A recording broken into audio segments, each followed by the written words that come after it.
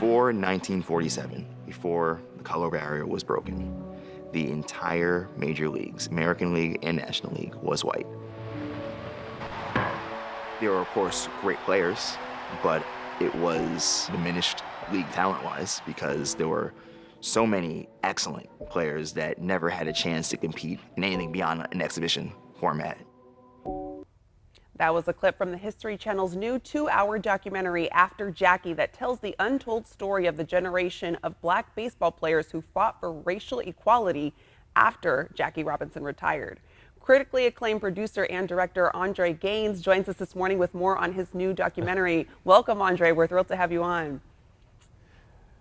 Well, thank you for having me, Desiree. Yeah, definitely. And Andre, this year marks 75 years since Jackie Robinson became the first black player allowed to play modern Major League Baseball, paving the way for other black baseball players. But that wasn't quite the case, or wasn't welcomed right away. Could you tell us a little bit more about that?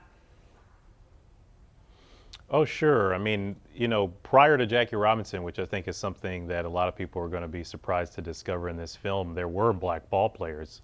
Bud Fowler, Moses Fleetwood Walker, these were black ball players in the late 1800s, 1884. And, Cap Anson, who was the best ball player at the time, most prominent, decided he didn't want to play with black ball players anymore, refused to play an exhibition game.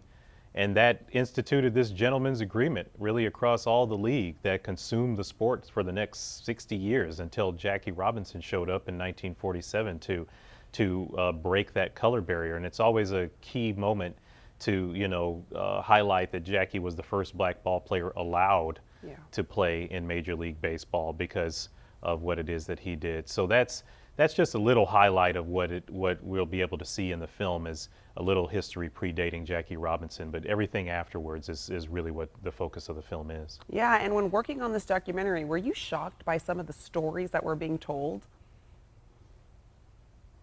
Totally shocked. Totally shocked. I mean, we take so many of our liberties and freedoms today for granted, both black and white people in this country. Just take those freedoms for granted. And to hear these players, somebody like Bob Gibson, who was one of the most dominant players ever, they had to lower the mound because of Bob Gibson's pitching ability and his dominance on the field. To hear him talk about crying because he has to be sent to segregated housing after playing the game with his players, with his teammates. It's astounding type of stuff, to hear somebody like that talk about breaking down in tears. And so we really wanted to highlight these stories. We wanted to focus on the game and their level of skill, which was extraordinary, but, talk about what it meant to survive off of the field. And I think that that's something a lot of folks are going to be able to take away from the film is understand the sacrifices that these gentlemen made for us. Yeah, and very important to know. And what was the reason for the negligence in racial equity within the MLB organization after Jackie? Did any of the players in your documentary share a little bit about that? They did, yeah. We had some of the historians really share that. I mean, I think that we were still dealing with the Jim Crow South at the time. We were still dealing with the fight for civil rights legislation in the form of the Voting Rights Act and the Civil Rights Act.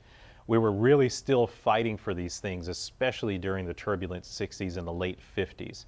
And Dr. King himself really credited Jackie Robinson with so much of a support and blueprint for him. He was publicly, supporting and speaking about Jackie Robinson, who had reached this national prominence before Dr. King had. Yeah. And he was able to, to use that to his advantage, and they became an ally with each other, allies with each other, to fight on the front lines of the civil rights movement. And so we wanted to highlight how much. I mean, Hank Aaron is in the film before he passed away, and he talks about, in the same way that Bob Gibson does, of just how hard it was to just deal with life after you got off of the field. And that was a credit to the St. Louis Cardinals team. Their success is their ability to integrate with each other, black players and white players, and really, advance racial equality in a way that we hadn't really seen in sport yet. Yeah, well, there's going to be a lot for us to take away and learn from your documentary. Andre Gaines, thank you so much for joining us this morning. And After Jackie premieres this Saturday, June 18th at 8 p.m. on the History Channel.